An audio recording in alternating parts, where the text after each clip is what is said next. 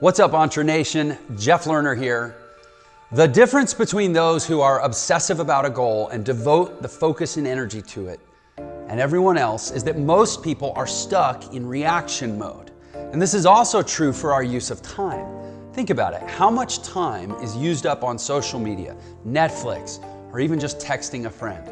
How many times a day do we go to start a piece of work, but then we let some distraction take us over?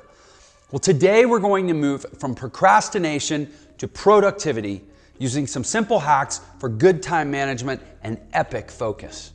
So go ahead, while you're at it, hit that like button below, subscribe to this channel. So today I want to show you ways to be more productive and hopefully convince you that more time spent does not always equal more work done. Having intense focus is a superpower in our distracted world. Starting each day with as little as an hour or two of focused effort will bring you compounding returns over time. Instead of developing a clear plan, most people simply deal with situations and issues as they arise, and they never really get ahead. Most people's focus is so dispersed that energy can never flow directly toward achieving their big goal. And while they may still reach small goals or accomplish small tasks, most people never get what they really want. And I know you're committed to learning about doing more and doing it better, so let's get started here. Step number one is to take great care of yourself. Are you sleeping too little or too much? Whether you choose to rise early or work late and sleep in, either way, getting enough rest is so important for your focus and your concentration. And too little sleep causes the feeling of exhaustion, and too much causes the feeling of lethargy. So check in and figure out what's the optimal amount for you. Personally, I get between 6 and 6.5 hours of sleep. If I get more than that, I feel tired. If I get less than that, I feel tired. Another thing you can do is take up meditation. You might say, well, I'm just too busy to just sit and meditate. But meditation has many powerful outcomes, including feeling more at peace, being able to focus for longer periods of time. And when you can focus for longer periods of time, even if you say, well, I didn't have enough time to meditate, it's actually like creating more time. In my experience, meditation gives the sensation of creating more time than it costs. And it's possible to train your brain to actually learn how to concentrate better. Meditation also helps your overall sense of well-being and helps you turn those feelings of I can't into I can. And being positive is essential for you and your business. And let's talk exercise. How good do you feel after a good run? I know I feel amazing, and it's because adrenaline and endorphins, the happy chemicals, are released into your body, which makes you feel more productive, more energized, more focused, and more ready to take on challenges.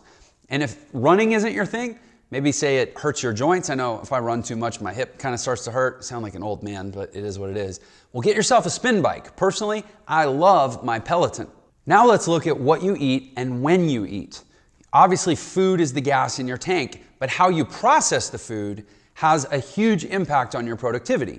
For example, the feel-good foods that contain a bunch of sugar, they're going to give you a rush, and then they're going to give you a crash that follows not long after. Usually within 1 hour of eating a bunch of sugar, you're going to feel tired. And also, eating a heavy meal, just eating too much, takes time to digest, pulls the blood into your stomach, and it'll also cause you to feel tired even when you've had plenty of sleep. So when 3 p.m. comes around and you start thinking about a chocolate bar, make the healthy choice and go for something like nuts, maybe some carrots or celery to snack on, something that's not going to spike your blood sugar or be too hard on your body to digest. And the second thing we're going to look at is finding your optimal time to work. We all have moments during the day when we're naturally more energetic and productive than other times.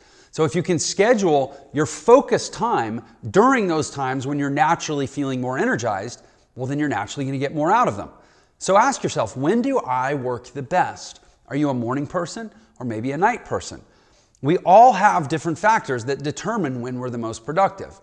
Personally, I chunk my time into 3 blocks: morning, afternoon, and evening. And that gives me 3 optimal time chunks that I can focus on getting at least one major task done.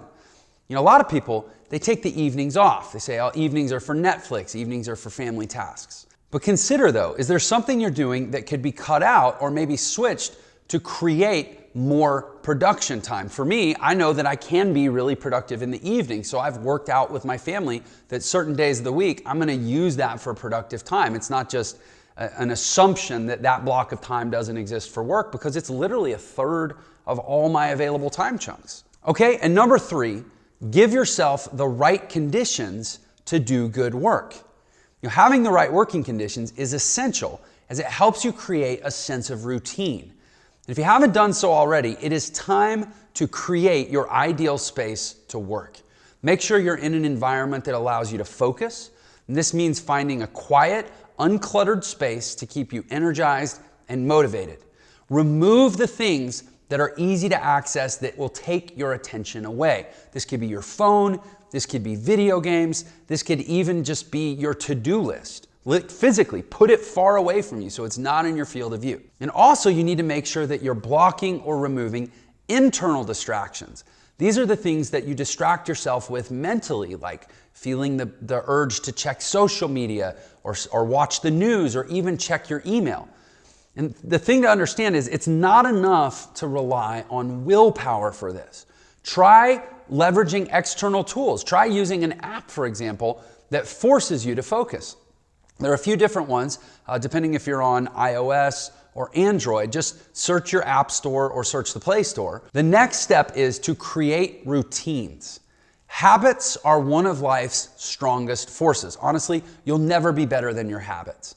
Everything can be created as a ritual, whether it's brushing your teeth, doing your exercise, taking the dog for a walk, hanging out with your family. The more tasks that you can turn into habitual routines, the more energy that you have left for bigger tasks that require more creativity and more mental energy. As the Harvard Business Review notes, we have a limited amount of willpower. Honestly, willpower is a finite resource and it depletes over the course of the day. So be sure you're minimizing the amount of willpower that you need to get you through your day by implementing good routines and structuring as many of your daily tasks as possible to fit within repetitive routines. Okay, and the 4th step here is to choose a daily highlight. Let me explain what that means. With the right time and environment for focus, now it's time to decide what deserves my attention. The goal here is to use your highest energy, peak productivity hours to make real progress on your most important work. So choose a specific chunk of time and focus on the most important task first during that time. And use what's called the Pareto principle. This is something Tim Ferriss talks about in the 4-Hour Work Week. You put your focus on the 20% of your tasks that are going to give you 80% of your results. What you choose to spend your time on should be important and meaningful. That way, if the rest of the day gets eaten up by meetings, calls, or fires that you have to put out, urgent items, then you can look back on that one window of time and know that you got something important done that day. And when considering what's important for your day, think of these options. First of all, is it time sensitive? What needs to get done right now or has been nagging at you for a while? Second, is it satisfying? What do you really want to get done that'll make you feel accomplished at the end of the day? So if that's the only thing you get done all day, you still feel like you had an effective day. And then joyfulness. What's going to make you truly feel good and happy in doing the work? Okay? And then step number 5 is to ditch once and for all the idea of multitasking. Multiple studies, including one that used actual MRI brain scans that was conducted at the University of Michigan, shows that effective multitasking is a complete myth. It's a lie. The brain, yes, can switch tasks quickly, but too much switching totally decreases concentration and dramatically increases our number of mistakes. There is a huge difference between a solid 2 or 3 hours of focused time and a collection of 5 or 10 minute chunks between what we consider urgent tasks. When your day is a fragmented mess, you are setting yourself up for failure. Please hear me on this. I see this in the coaching that I do. It's one of the biggest saboteurs that people do with themselves. Is they've got themselves convinced they can multitask. When you're multitasking, your limited time is contaminated by a few things. It's contaminated first by context switching, which basically says that bouncing between, let's say, your inbox and your current task, just the switching back and forth actually makes everything take up to 20% longer and reduces productivity by that same 20%. Next is what they call attention residue. Basically, our brain cannot switch tasks on a dime. It takes up to 23 minutes to regain focus after being interrupted. That's one of the reasons it's so important to create concentrated time and dedicated space. Literally being interrupted, whatever time the interruption takes, go ahead and tack on an additional up to 23 minutes is how long it takes for your attention to fully reorient back to the task. That's that attention residue from the interruption. And then there's what we call productivity shame. Listen to this, we spend 46.9% of our days, almost half the day, thinking about something other than what we're actually doing. Even as I'm shooting these videos right now, technically, I'm spending half my time either thinking about something else or trying to defend myself against the impulse to think about something else. It's like this human disease that we all have, and it absolutely destroys our productivity. Splitting attention like this makes everything take longer, and there's this shame or this stress associated with knowing that you're not as productive as you could be. On the other hand, if you can just learn to dedicate 1 to 2 hours of your day to intense focus. I'm talking just 1 to 2 hours of your day where you don't allow productivity shame, you don't allow attention residue, and you don't allow context switching. If you can just create 1 to 2 hours of space for that every day, you will get a massive compound return on your investment. In fact, you'll get more out of those 1 to 2 hours a day than most people get out of 8 to 16 hours a day. There's a book called The Rise of Superman by Steven Kotler, and in it he found that executives are up to 500% more productive when they can create that state of intense focus that I'm talking about. 5 times more productive. That means, again, 1 hour of being like this, you'll get more done than most people get done in an 8-hour distracted day. So to take advantage of this increase in productivity, you need to figure out 2 things. When is the best time for you to focus, and how are you going to protect that time? Thinking that you're going to somehow create this 100% focus for an entire day is naive. Frankly, it's insane. It's never going to happen.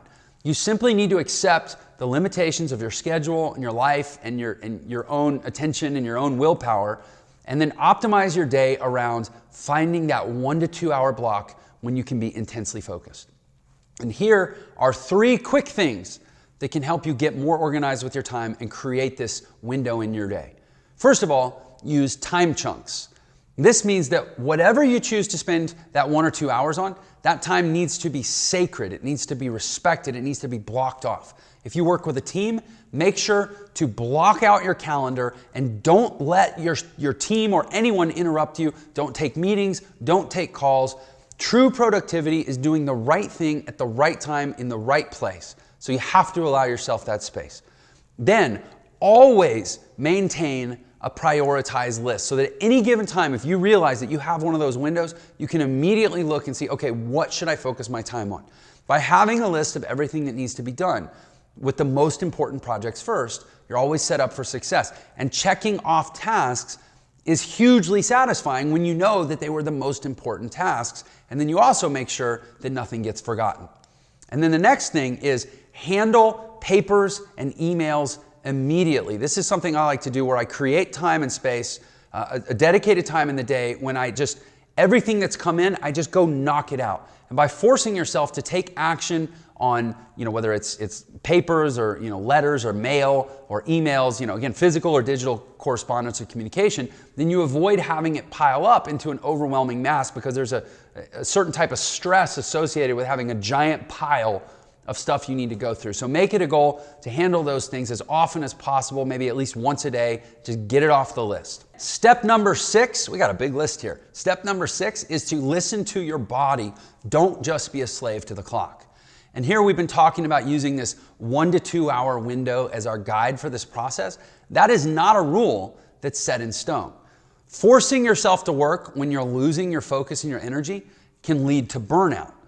Instead, you want to protect your focus by giving yourself time to recuperate and trying to maintain that focus when you're feeling your best. And this comes from listening to your body and, like we talked about earlier, taking care of your body, giving yourself a body and an energy supply so that your best is actually really, really great, and then utilizing your best, but listening to your body for when your best is and not just watching the clock. According to sleep researcher Nathaniel Kleitman, our minds naturally crave breaks after every 90 minutes of intense work.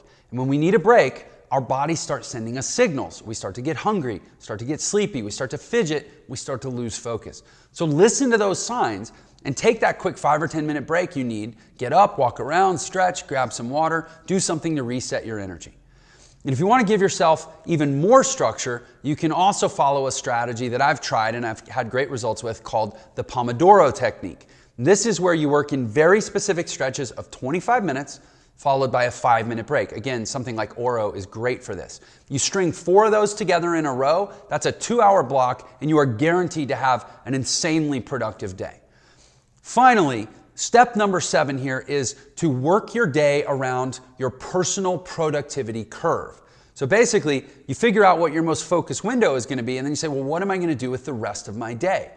Well, completing your daily highlight during the focus window ensures that you get to spend the whole day feeling accomplished. But it doesn't mean you have to stop there. Use the rest of your time to make progress on urgent tasks, catch up on communication, get through those papers and emails that I talked about. You can still be massively productive outside of those focused hours, but the goal is to commit to the focused hours every single day. You know, I've coached hundreds of people over the last decade, and from my experience, most people are capable of so much more than they realize if they just get a really clear vision, learn to stay focused, and concentrate.